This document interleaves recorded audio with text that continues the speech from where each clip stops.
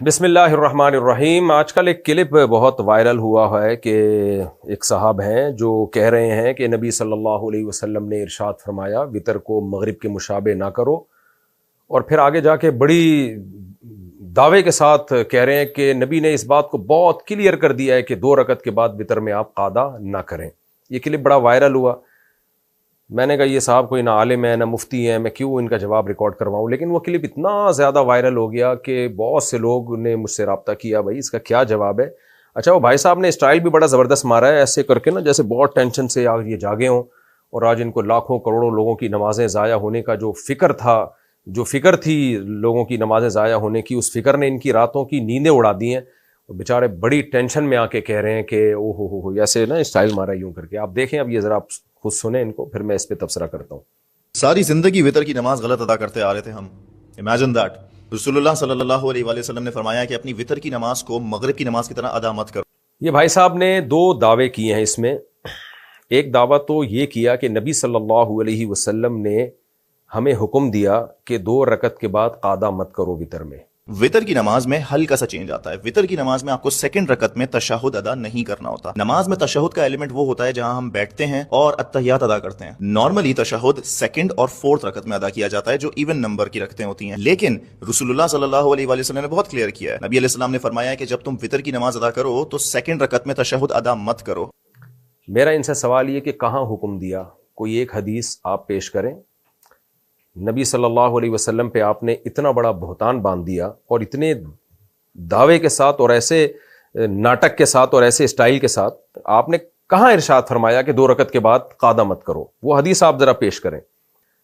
جو آپ نے حدیث پیش کی ہے کہ نبی صلی اللہ علیہ وسلم نے وطر کو مغرب کے مشابہ پڑھنے سے منع کیا، رسول اللہ صلی اللہ علیہ وآلہ وسلم نے فرمایا کہ اپنی وطر کی نماز کو مغرب کی نماز کی طرح ادا مت کرو۔ میں آپ کے سامنے پورے الفاظ اس حدیث کے پڑھ کے سنا دیتا ہوں، اسی سے آپ کو پتہ چل جائے گا کہ نبی نے جو وطر کو مغرب کے مشابہ پڑھنے سے منع کیا ہے، اس منع کرنے کا مطلب کیا ہے۔ نبی علیہ السلام نے جو ہمیں منع کیا نا کہ وطر کی نماز کو مغرب کی طرح ادا نہ کرو، اس میں بہت مائنیوٹ سا چینج ہے۔ جیسے ہم مغرب کی نماز میں پہلی رکعت ادا کرتے ہیں، سیکنڈ رکعت میں بیٹھ جاتے ہیں، تشہد میں اتحیات ادا کرتے ہیں، پھر 3rd رکعت کے لیے کھڑے ہوتے ہیں، اور پھر 3rd رکعت بھی ویسے ہی ادا ہوتی ہے جیسے سیکنڈ کی تھی، with the addition of درود and then سلام۔ وطر کی نماز میں ہلکا سا چینج آتا ہے۔ وطر کی نماز میں آپ کو سیکنڈ رکعت میں تشہد ادا نہیں کرنا ہوتا۔ نماز میں تشہد کا ایلیمنٹ وہ ہوتا ہے جہاں ہم بیٹھتے ہیں اور اتحیات ادا کرتے ہیں۔ نارملی تشہد سیکنڈ اور 4تھ رکعت میں ادا کیا جاتا ہے جو ایون نمبر کی رکعتیں ہوتی ہیں، لیکن رسول اللہ صلی اللہ علیہ وآلہ وسلم نے بہت کلیئر کیا ہے۔ نبی علیہ السلام نے فرمایا کہ جب تم وطر کی نماز ادا کرو تو سیکنڈ رکعت میں تشہد ادا مت کرو، اور 3rd رکعت میں ڈائریکٹلی کھڑے ہونے کے بعد تشہد ادا کرو، درود پڑھو، دعا کرو اینڈ موو آن۔ پوری حدیث یہ دارقطنی کی یوں ہے۔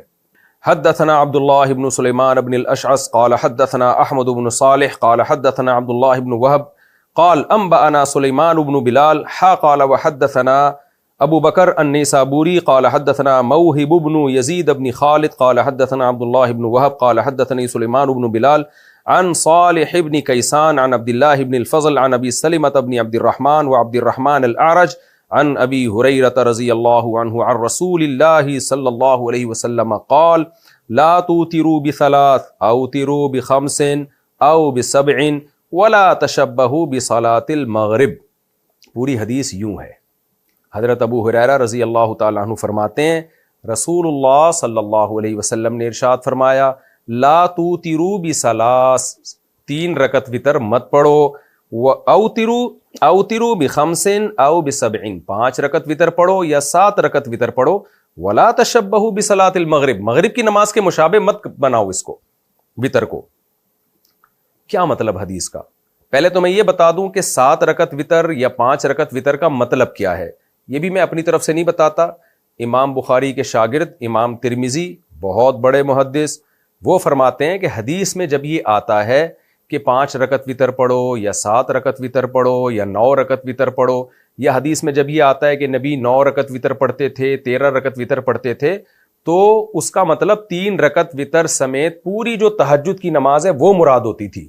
وطر اصل میں عربی میں کہتے ہیں آڈ کو، جو 2 پہ ڈیوائیڈ نہ ہو سکے، ایون آڈ، ایون کہتے ہیں جو 2 پہ ڈیوائیڈ ہو، آڈ جو 2 پہ ڈیوائیڈ نہ ہو۔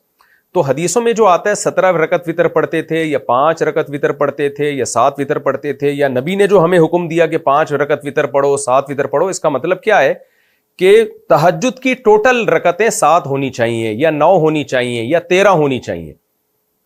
تو اس حدیث میں یہ پہلے میں امام ترمذی کا حوالہ دے دوں. امام ترمذی کی جلد نمبر 2 صفحہ نمبر 320 پہ لکھتے ہیں قال اسحاق بن ابراہیم معنی ما روی ان النبی صلی اللہ علیہ وسلم کان یوتر ب13 قال انما معناه انه كان يصلي من الليل 13 ركعة مع الوتر. کہتے ہیں جو نبی صلی اللہ علیہ وسلم سے مروی ہے نا کہ آپ صلی اللہ علیہ وسلم 13 رکعت وطر پڑھتے تھے, اس کا مطلب یہ ہوتا ہے کہ وطر سمیت ٹوٹل رکعتیں 13 ہوتی تھیں, تہجد بھی اس میں ملا کے راوی نے بیان کیا ہے. فَنُصِبَتْ صَلَاةُ اللَّيْلِ إِلَى الْوِتْرِ, تو پوری رات کی نماز وطر کی طرف منسوب کر دی گئی ہے. اور آگے پھر اسی کے آگے انہوں نے دلیل دی ہے کہ حدیث میں آتا ہے اوتروا یا اہل القرآن, اے اہل قرآن وطر پڑھو. تو یہاں صرف وطر مراد نہیں ہے, پوری تہجد وطر سمیت مراد ہے. یہ امام ترمذی کی آپ عبارت دیکھ سکتے ہیں جو اسحاق ابن ابراہیم کے حوالے سے انہوں نے ذکر کی ہے. تو اب حدیث کا مطلب اب سمجھیں. میں دوبارہ اب حدیث کا ترجمہ کرتا ہوں.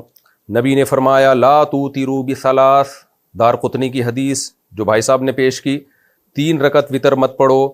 اوتروا بخمس او بسبع, 5 پڑھو یا 7 پڑھو. اچھا اس میں تو 5 اور 7 ہے, دارقطنی ہی میں حضرت ابو ہریرہ سے آگے بھی ہے, وہ بھی میں پڑھ دیتا ہوں. حضرت ابو ہریرہ رضی اللہ تعالیٰ عنہ فرماتے ہیں, یہ دارقطنی شرح معانی الاثار میں حدیث نمبر 1739 اس میں ہے, حضرت ابو ہریرہ رضی اللہ تعالیٰ عنہ فرماتے ہیں لا توتروا بثلاث, 3 رکعت وطر مت پڑھو.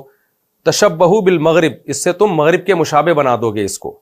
بلکہ کیا کرو ولیکن, بلکہ لیکن اوتروا بخمس, 5 رکعت وطر پڑھو. او بسبع, 7 پڑھو. او بتسع, یا 9 پڑھو. او ب11 یا 11 پڑھو. صاف پتہ چل گیا بھائی, اس کا مطلب ہے کہ صرف 3 نہیں پڑھو. ہوتا یہ ہے کہ مغرب کی نماز سے پہلے عام طور پر نوافل نہیں پڑھے جاتے, اگرچہ جائز ہیں, حدیث سے ثابت بھی ہیں, لیکن اس کی کوئی زیادہ ترغیب نہیں ہے اور معمول بھی عام طور پہ لوگوں کا نہیں ہوتا.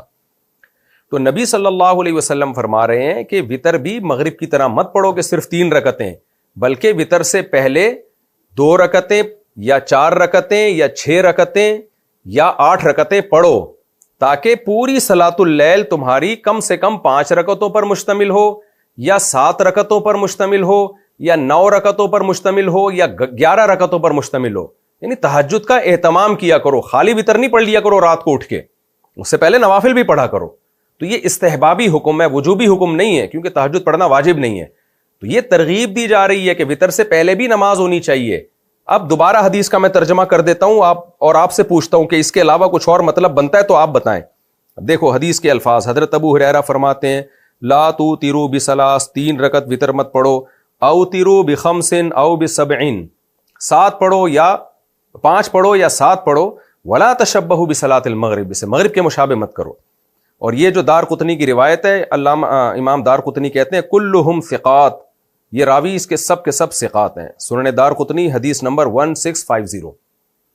سے صاف پتہ چل گیا بھائی, اس میں کہیں بھی نہیں ہے کہ 2 رکعت کے بعد قعدہ نہیں کرو, بلکہ وطر سے پہلے ہمیں تہجد کا اہتمام بھی کرنا چاہیے.